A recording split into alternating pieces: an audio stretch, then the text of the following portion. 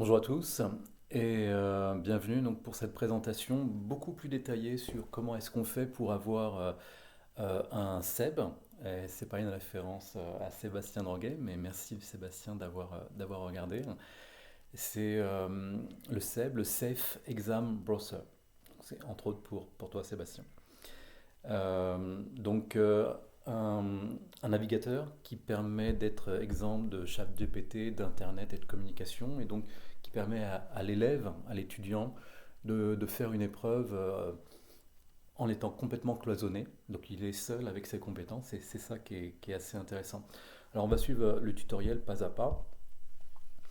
Je vous ai fait un tutoriel, je vous ai mis le lien, donc on va suivre le tutoriel pas à pas. Alors, tout d'abord, ce qu'il vous faut, c'est un compte GitHub. Alors, c'est vraiment pas compliqué d'avoir un compte GitHub. Vous allez sur Google, vous tapez GitHub,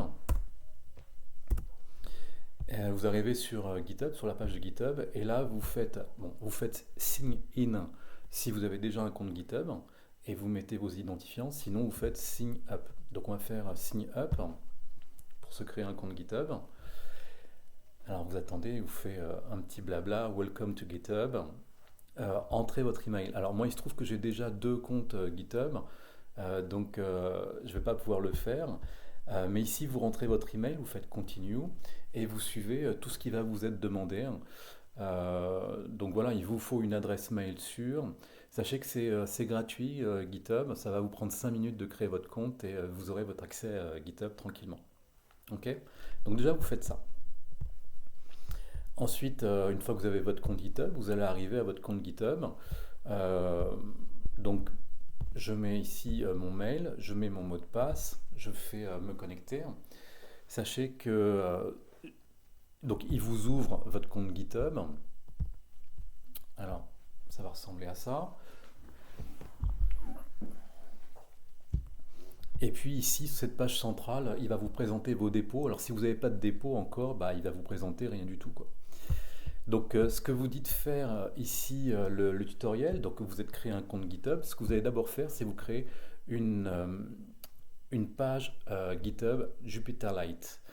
Donc, c'est pas compliqué, donc se connecter. Ensuite, une fois que vous êtes connecté, donc là je suis connecté sur mon compte GitHub, hein, comment je le sais? Il y a écrit ici GitHub Defialaire, d'accord? Donc c'est mon identifiant GitHub Defialaire, et on vous dit vous connecter sur cette page. Alors, bon, je vais cliquer ici sur cette page. Et là, en fait, ce que ça fait, c'est que ça ouvre ici une autre page GitHub, mais c'est pas la mienne. D'accord? Il y a écrit GitHub Jupyterlite Demo. Donc, c'est ceux qui ont construit Jupyterlite qui ont fait un dépôt GitHub démonstration de Jupyterlite. Et ce qui est sympa, c'est que en réalité, vous pouvez utiliser ce dépôt de démonstration pour vous créer votre propre page web. D'accord? Donc on va faire ça, utiliser ce template. Donc on clique sur utiliser ce template et on va créer un nouveau dépôt, c'est-à-dire à notre compte, c'est-à-dire notre page GitHub Jupyterlite. Donc on clique dessus et là, normalement, vous devez avoir votre identifiant à vous. Puisque vous étiez connecté avec votre compte GitHub, eh bien, il va utiliser cette page Jupyterlite comme si c'était un de vos dépôts à vous. Alors vous l'appelez comme vous voulez. Donc on peut l'appeler biotechnologie. Biotechnologie. Voilà. Et puis vous pouvez marquer, par exemple, vous marquez ce que vous voulez. Dépôt d'épreuves. Dépôt d'épreuves de biotechnologie sur CF5 Browser. Voilà. Ici, vous laissez en public. Alors, peut-être que vous pourriez mettre en private, je ne suis pas sûr. Donc, on laisse en public pour l'instant et on fait créer le dépôt à partir de ce template. On clique.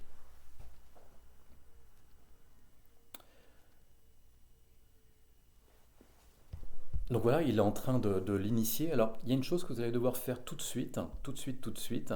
Là, il est en train d'initier, il y a un petit bouton orange. Tout de suite, vous allez dans Setting. Dans Setting, vous allez dans Page.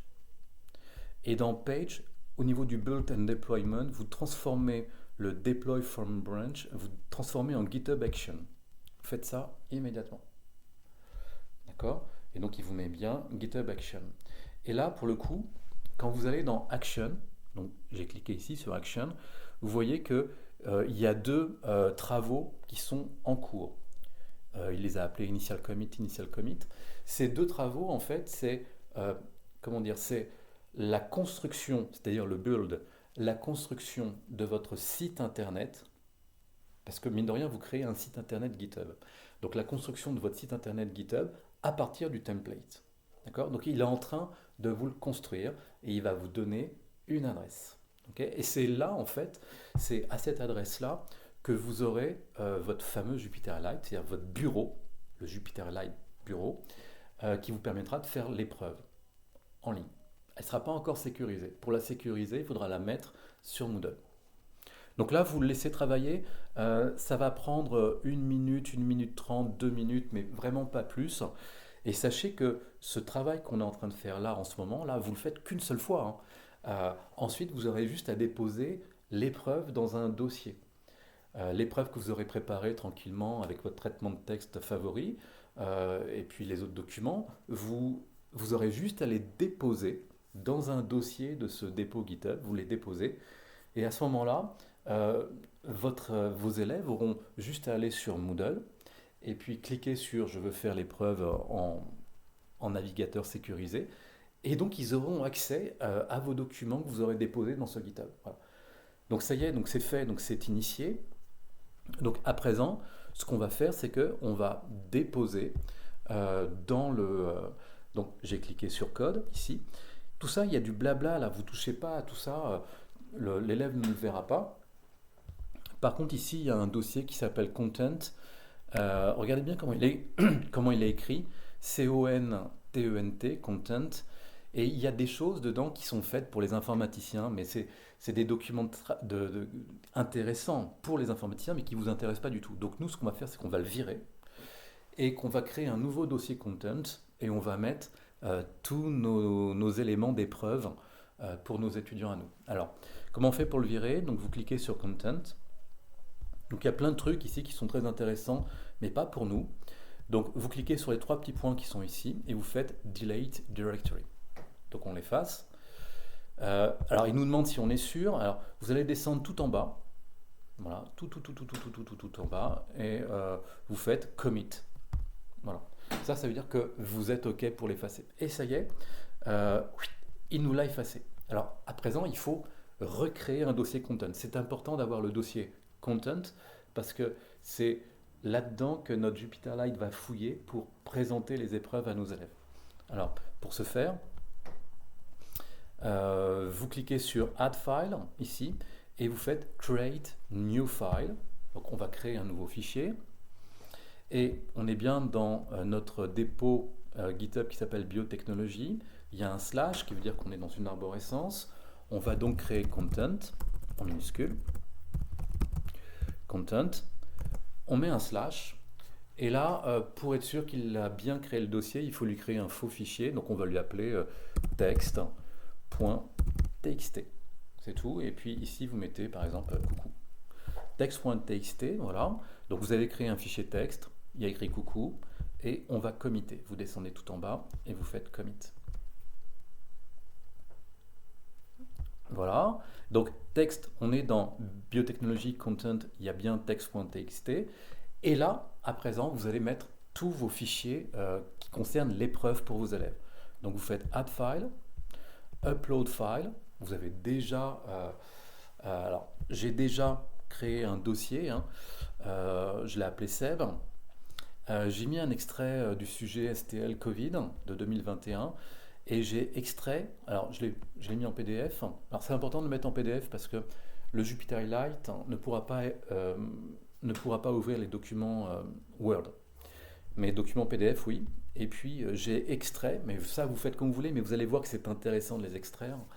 J'ai extrait tous les docs du Word. J'ai fait en sorte d'isoler uniquement le doc 1, uniquement le doc 2, et je les ai sauvegardés en PDF. Donc j'ai préparé ce travail en amont, et c'est tous ces documents-là que je vais poser sur le GitHub. Alors je reviens au GitHub, ici. Il me demande de choisir des fichiers à déposer, donc je fais Choose your file. J'arrive donc PC, bureau, mon dossier Seb, je sélectionne tout, et je fais Ouvrir. Et là, ici, il est en train de me les charger. C'est pas parce qu'ils sont chargés que ça y est, ils sont dans le dépôt, hein. Il faut toujours committer, donc vous faites un commit. Je clique sur commit. Et là, il me dit que, ok, il est en train de processer, de me faire un process. Donc, il me les a mis dans Content, je peux vérifier. Ils sont dans Content, ils sont tous là, mais ils ne sont pas encore accessibles dans le site, hein. Si je vais dans Action, voilà, là, vous voyez qu'il est encore en train de travailler sur créer le fichier texte.txt. Et là, donc ça y est, il a fini de créer le fichier texte. Et il y a aussi Add File via Upload. Donc c'est ce qu'on vient de faire à l'instant, c'est le dépôt des fameux fichiers euh, dans le dossier Content. Donc voilà, ça aussi, ça va prendre peut-être une trentaine de secondes. Euh, bon, et puis on va voir quand il sera fini, je vais vous montrer comment faire pour accéder au site Jupyterlight. Et vous verrez donc tous vos fichiers dans le Jupyterlight.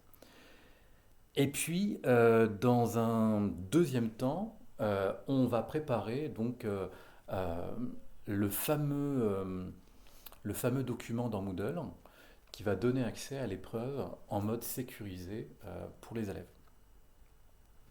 Donc là, on va le laisser finir ça.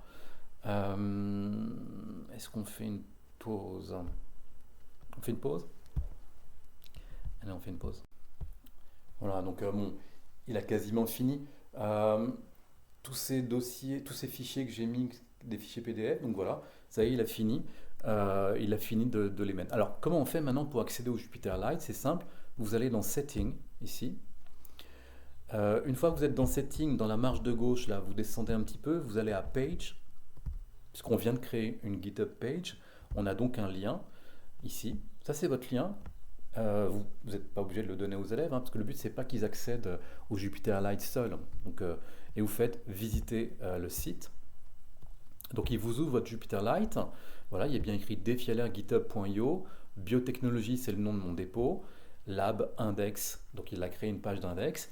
Et voilà votre votre Jupyterlight qui s'ouvre. Et vous voyez qu'il y a tous les documents pour les élèves. Alors, j'ai pas envie de vous le montrer tout de suite, je préfère vous le montrer. Non, si, je vais vous le montrer tout de suite. Alors, l'élève, en fait, ce qu'il va faire, c'est qu'il double-clique sur le document à gauche et ça lui ouvre l'épreuve que vous lui avez préparée. Donc là, bon, bah, il se trouve que. Alors, on peut changer le zoom, hein, bien évidemment. On peut se mettre à 100% si on veut. On peut se mettre à un petit peu plus, 150. Voilà, c'est bien, 150. Et puis, l'élève va pouvoir travailler ici l'épreuve. Alors, l'épreuve lui dit. Blablabla. Des résultats expérimentaux issus de cette étude sont présentés dans le document 1. Question 1. Relever les arguments permettant de montrer que les monocytes sont mobilisés lors d'une infection Covid-19. Il dit il faut que j'aille voir le document 1. Donc il réouvre ici le browser, ici, et puis il attrape le document 1. Il double-clique sur le document 1. Et il a le document 1 accessible. D'accord? Donc en fait, ce qui va être bien pour l'élève, c'est pour ça que je les ai extraits, c'est de leur permettre en fait d'ouvrir tous les documents. Je ne sais pas pour vous, mais moi, mes étudiants, quand je leur donne des annales comme ça, c'est très énervant pour eux. Ils ont le document texte et ils doivent constamment passer de la question, l'énoncé, à aller chercher les documents. Alors des fois, ils désagrafent. Bon, ben là, c'est sympa. On a la question, ok, qui dit d'aller voir le document 1. Ben, le document, l'élève, il va voir le document 1. Voilà, il lit le document 1. Il lit le document 1, il revient à la question. Et puis s'il veut, il peut aller voir le document 2, etc. etc. Alors, bon, c'est pas le tout, hein. Comment est-ce qu'il fait maintenant pour écrire l'épreuve? Bon. Je ferai remarquer qu'on n'est toujours pas en mode sécurisé, hein. Je ne vous montre pas encore le mode sécurisé, parce que le problème du mode sécurisé, c'est que je ne vais pas pouvoir le filmer à l'intérieur du mode sécurisé. Donc je vous montre juste comment ça va se passer pour l'élève quand il fera l'épreuve. Donc il revient ici au niveau du browser. Et puis, il y a un onglet particulier ici qui s'appelle le launcher, le lanceur, on va dire. Dans le launcher, vous avez différentes choses ici qui sont des éditeurs de code. Moi, ce qui m'intéresse concernant les épreuves de biotech, par exemple, c'est de créer un éditeur de texte. Donc, c'est ici, TextFile. Donc, vous cliquez sur TextFile, et là, il vous ouvre un document qui n'est pas nommé, Untiled, qu'on va pouvoir renommer tout de suite. Voilà. On peut faire rename rename text, et on va l'appeler mon épreuve. Mon épreuve, point texte, rename. Voilà, ça s'appelle mon épreuve, point texte. Et là, l'élève va pouvoir écrire, bon bah, Q1, et il va pouvoir répondre. Je pense que les monocytes sont en abondance, etc., etc. Et puis il va pouvoir passer à la question Q2. Vous avez vu qu'en même temps, le truc, il est là, mon épreuve.texte. Bon. Alors comment est-ce qu'il fait ensuite, une fois qu'il a fini toute l'épreuve, dans le temps imparti? Une fois qu'il a fini l'épreuve dans le temps imparti, il a une chose importante à faire qui est bien évidemment de l'enregistrer.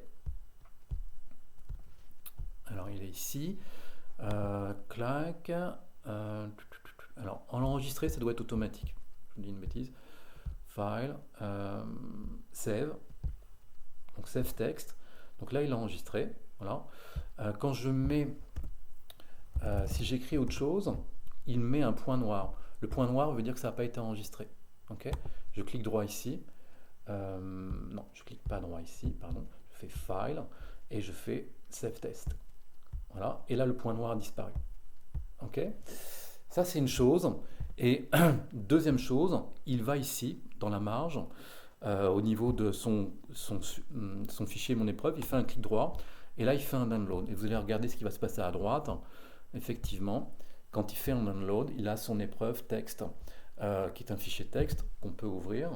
Et là, il y a, vous pouvez, donc c'est ce document-là qui va envoyer à l'enseignant via la messagerie ENT. Ok.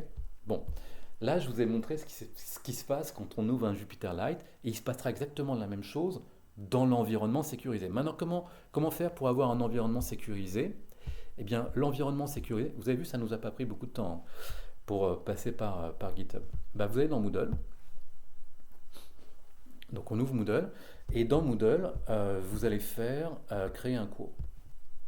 Voilà, donc on va créer un cours. Vous lui donnez un nom complet à votre cours. Épreuve biotech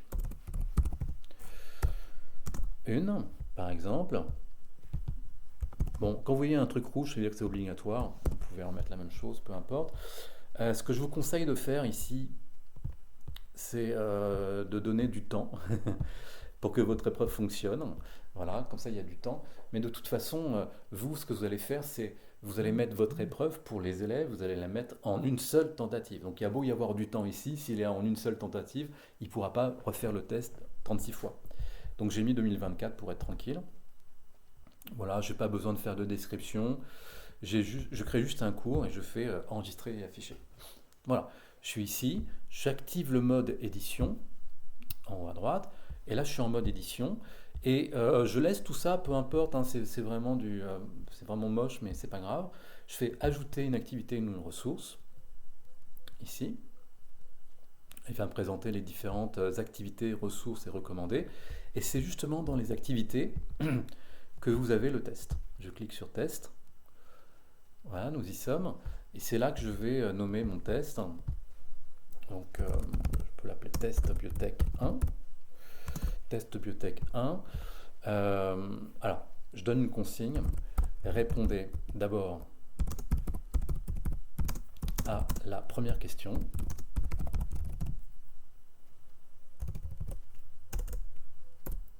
Puis, cliquez sur le lien présenté. Cliquez sur le lien pour accéder à l'épreuve.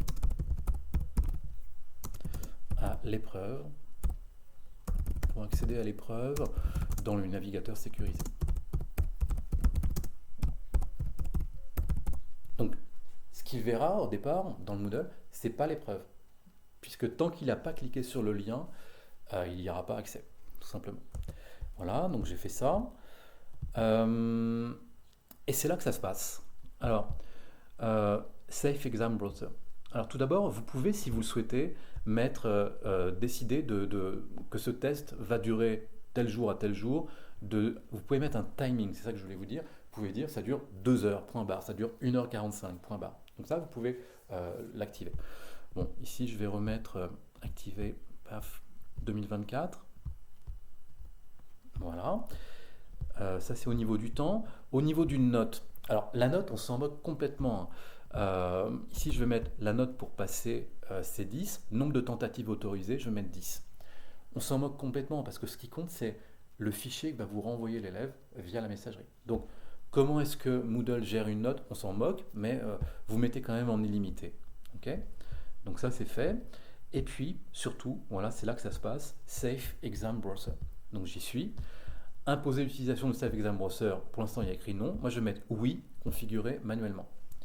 Et là, il n'y a pas grand-chose à faire, vous laissez tout tel quel, sauf que mot de passe pour quitter. Là, vous mettez un mot de passe, c'est très important. Donc moi je vais mettre par exemple stop. Voilà, j'ai mis stop. Et tout le reste, vous laissez tel quel, mais il y a plein de choses qui peuvent être intéressantes, qui peuvent vous intéresser. Par exemple, afficher l'heure, ça peut aider l'élève. Afficher la configuration du clavier, mot de passe pour quitter, permettre l'action de quitter de Seb, oui ou non, demander à l'utilisateur de confirmer la sortie. Bon, tout ça, vous laissez tel quel. Voilà. Donc, il y a plein d'options. Si vous voulez regarder, vous regarderez, mais je vous conseille de faire dans un premier temps exactement comme moi j'ai fait. Ensuite, vous cliquez sur enregistrer et afficher. Voilà, vous enregistrez pas le mot de passe, pas besoin. Et voilà où est-ce qu'on en est. Pour l'instant, il n'y a aucune question. Il n'y a aucune question qui a été mise en place. C'est le test biotech 1. Répondez d'abord à la première question, puis cliquez sur le lien pour accéder à l'épreuve. Et pour l'instant, il n'y a aucune question qui a été ajoutée. Donc vous, ce que vous allez faire, vous allez cliquer sur modifier le test. Et c'est là que vous allez pouvoir, que vous pourriez normalement, dans un test Moodle, rajouter des activités de test. Alors, c'est complètement nul parce que ils ont créé un navigateur sécurisé, mais pour des trucs aussi bidons que pour des glisser-déposer ou questions à choix multiples. C'est vrai qu'il y a des universités, dans des grandes villes mondiales, il y a des universités où ils donnent 1 heure pour faire 100 tests. Et c'est des QCM. Et c'est comme ça qu'ils évaluent leurs étudiants. Et ce qui est sympa, c'est que ces QCM vont être corrigés automatiquement. Voilà. Et on estime que statistiquement, aucun étudiant ne peut mettre des réponses au hasard et avoir son examen. Je trouve ça complètement nul. Bon, bref. Donc là, on est obligé d'en créer une question de test, parce que si Moodle ne peut pas évaluer via une note, eh bien, le test ne peut pas exister. Donc on va en créer une. Ok.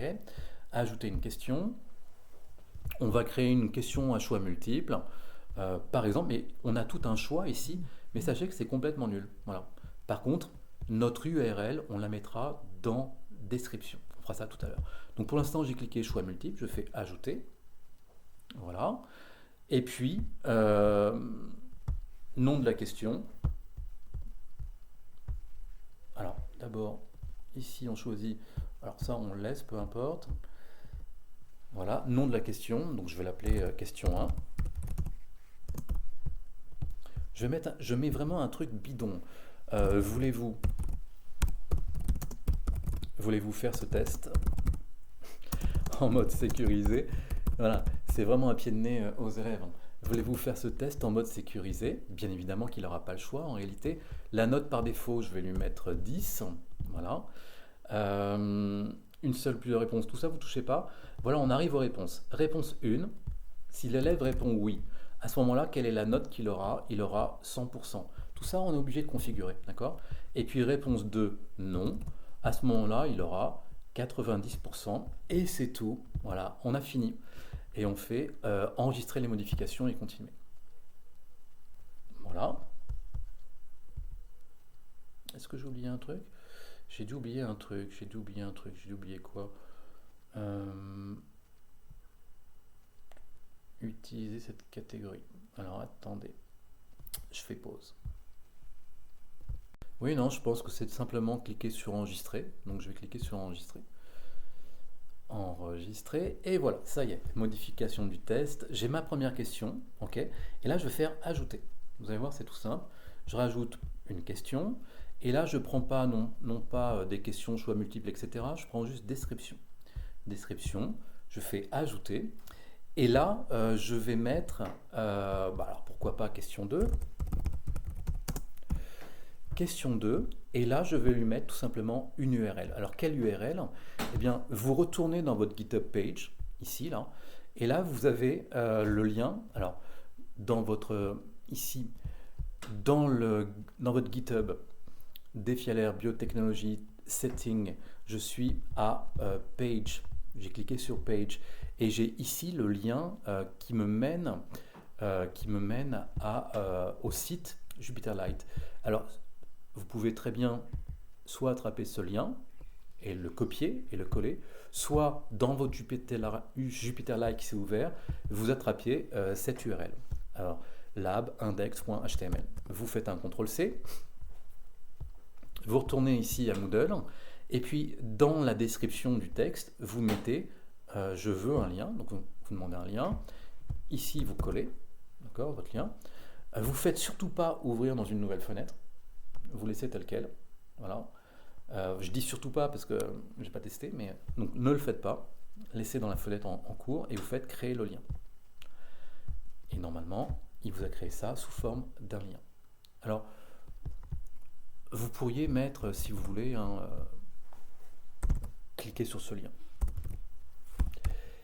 Cliquez sur ce lien pour démarrer l'épreuve.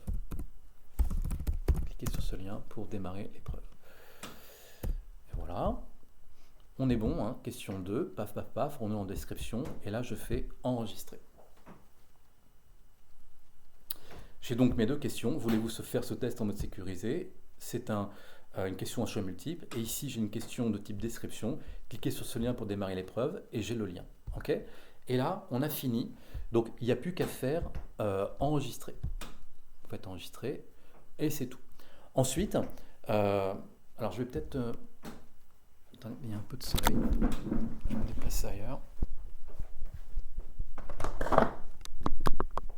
Je ne vois plus mon écran.